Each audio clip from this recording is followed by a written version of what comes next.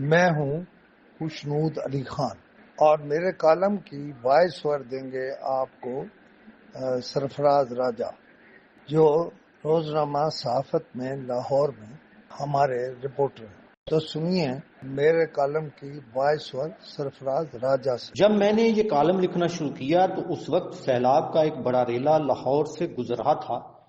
یہ کیا تباہیاں پھیرے گا مجھے نہیں معلوم، لیکن اللہ کرے کوئی بڑا نقصان نہ ہو۔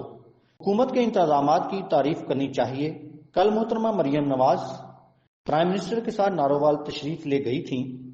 نارووال کے لوگ تو اجڑ گئے ہیں، مونجی کی فصل تباہ ہو گئی ہے۔ اگلے کچھ دنوں میں پاکستان میں وہ آہو بقا ہوگی کہ کان پڑی آواز سنائی نہیں دے گی۔ لیکن اصل معاملہ یہ تھا، وہ سیلاب جو انڈیا نے پلان کر کے بھیجا، شاید انڈیا کے پلان میں یہ بھی تھا کہ اتنا پانی اکٹھا چھوڑا جائے کہ سکھوں کی کرتارپور میں مقدس عبادت گاہ اس میں ڈوب جائے۔ مجھے اس بات کا بہت احساس ہے کہ پرائم منسٹر نے اور چیف منسٹر نے اس عبادت گاہ کا دورہ بھی کیا ہے اور کشتی پر بیٹھ کر وہاں گئے، اور جو ہی پانی اترے گا تو پاکستان اس راہداری کو پہلی فرصت میں کھولنے کا اہتمام کرے گا۔ ملک کا کاروباری طبقہ، اس طبقے کے ترجمان جناب ایس ایم منیر کہہ رہے ہیں کہ مزید صوبے نہیں بنیں گے، لیکن آج میاں عامر نے نئے صوبوں کے حوالے سے گفتگو کی ہے اور انہوں نے وہ تعداد بھی بتا دی ہے جو نئے صوبوں کی ہو سکتی ہے۔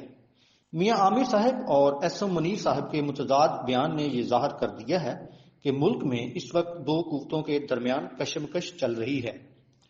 میرا صرف اتنا موقف ہے کہ صوبوں پر اصولی طور پر ریفرینڈم ہونا چاہیے، اور پاکستان کے عوام چاہتے ہیں کہ نئے صوبے بنے، تو اس میں مذائقہ کیا ہے؟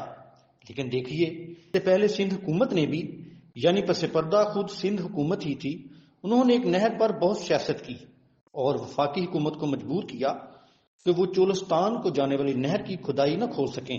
پنجاب کا ایک بہت بڑا حصہ زیر آب ہے، فصل خاص طور پر چاول کی تباہ ہو گئی ہے، اور شاید یہ بھی ہو سکتا ہے کہ فصلیں تباہ ہونے سے صوبہ پنجاب مفلوق الحال کا شکار ہو جائے۔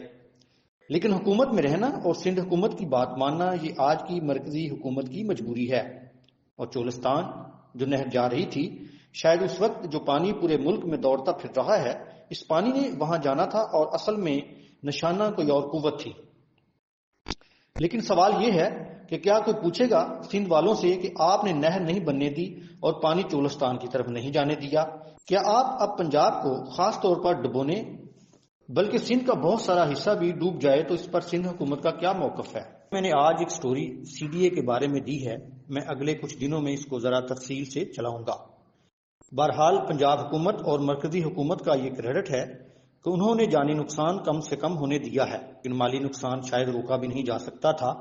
اتنا بڑا سیلاب ہے کہ یہ پاکستان میں شاید یہ کوئی 60-70 سال بعد اتنا بڑا سیلاب آیا ہے۔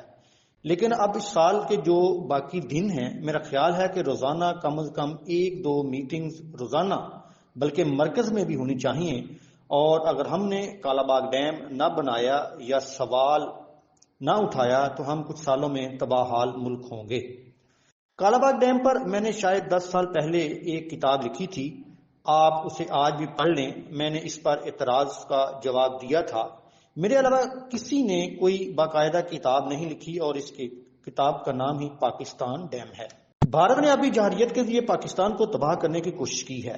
ملک کے دفاعی اداروں کو اس پر باقاعدہ اسٹریٹجی بنانا ہوگی، اور میں تو ببانگ دل کہوں گا، اس لیے کہ میں نے اپنی زندگی میں صرف تحریک کے لیے بہت کام کیا ہے۔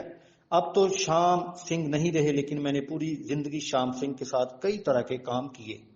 میں سمجھتا ہوں کہ اب زیادہ سے زیادہ 6 مہینے یا سال ہی سکھوں کا پنجاب ہندوستان یا بھارت کے ساتھ رہ سکے گا، وہ زیادہ دیر نہیں رہ سکے گا۔ اور بڑا حوصلہ ہے وفاقی حکومت کا، اور بڑا حوصلہ ہے سرحد حکومت کا۔ انہوں نے اتنے بڑے تباہی پھیر سیلاب میں بھی بہت پلاننگ کر کے نقصان کو روک لیا ہے۔ میرا حکومت پنجاب کو ایک مشورہ ہے کہ لاہور کے پاس جو روڈا کے پاس جتنے بھی پروجیکٹ ہیں وہ ڈراپ کر دیے جائیں، اور ہمارے بائی کی جو پارک ویو سوسائٹی ہے اس کو بھی بہت زیادہ پروٹیکشن کی ضرورت ہوگی اگر وہ سوسائٹی باقی رہ گئی۔